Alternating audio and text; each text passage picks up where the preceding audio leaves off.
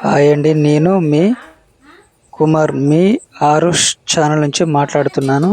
మనం ఈరోజు మైసూర్ పాక్ ఎలా తయారు చేయాలో నేర్చుకుందామండి. మేమైతే చేసుకున్నాం, చాలా టేస్టీగా ఉంది, చాలా బాగుంది. మీరు కూడా ట్రై చేయండి మీ ఇంట్లో, తప్పకుండా బాగా ఉంటుంది, మీకు నచ్చుతుంది. దానికి కావలసిన పదార్థములు 2 గ్లాసుల, మేమైతే అంటే 2 గ్లాసులతోటి చేసుకున్నాం. మీకు ఎలా కావాలంటే మీరు ఎంతైనా చేసుకోవచ్చు. మేమైతే 2 గ్లాసుల శనగపిండి దానికి కావాల్సింది అగో పక్కన పెట్టుకున్నాముగా, చూస్తున్నారు కదా. జల్లెడ పట్టి నీట్గా ఒక బౌల్లో పెట్టుకున్నాము.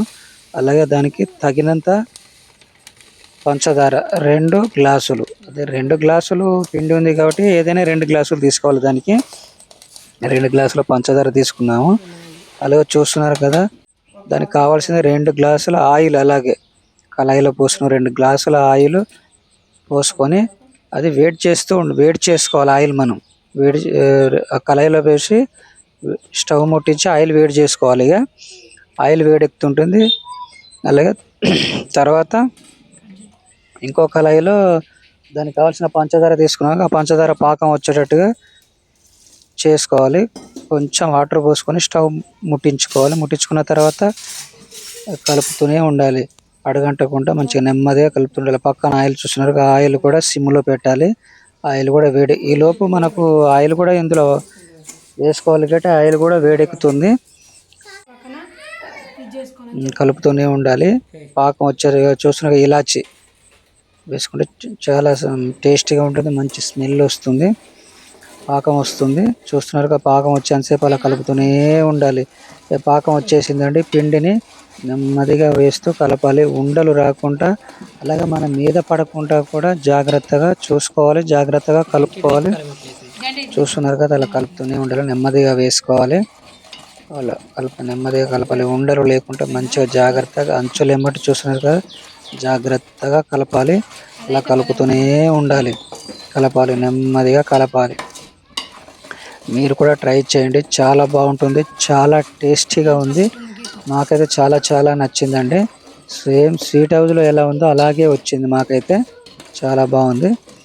చూసినాక అలా కలుపుతూనే ఉండాలి. పిండి వేసేసిన మొత్తం అయిపోయిందండి. అగోలా అంచులు ఎమ్మటి అగోలా ఉండలు లేకుండా నెమ్మదిగా కలపాలి, కలుపుతూనే ఉండాలి. కొంచెం ఆయిల్ వేసేసుకోవాలి, కొద్ది కొద్దిగా ఆయిల్ వేస్తూ కలపాలి. ఆయిల్ వేసే కొద్దీ అలా వస్తుంది, మన చూసిన బుడగలు బుడగలు వచ్చినట్టుగా మంచిగా లోపల.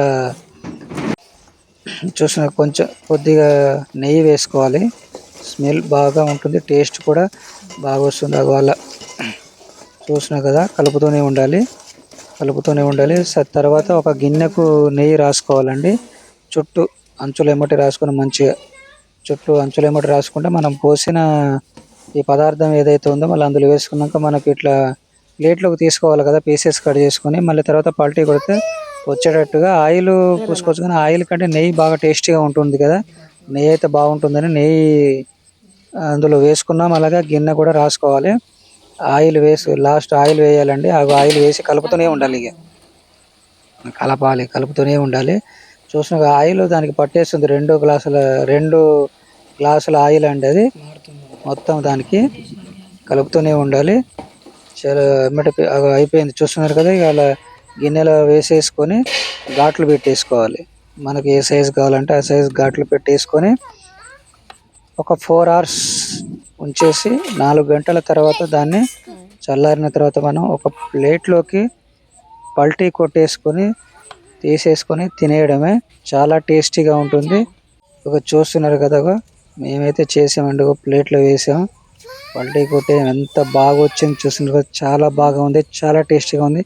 తప్పకుండా ట్రై చేయండి, మీకు కూడా నచ్చుతుంది. చూడండి ఎంత బాగుందో. Okay, bye.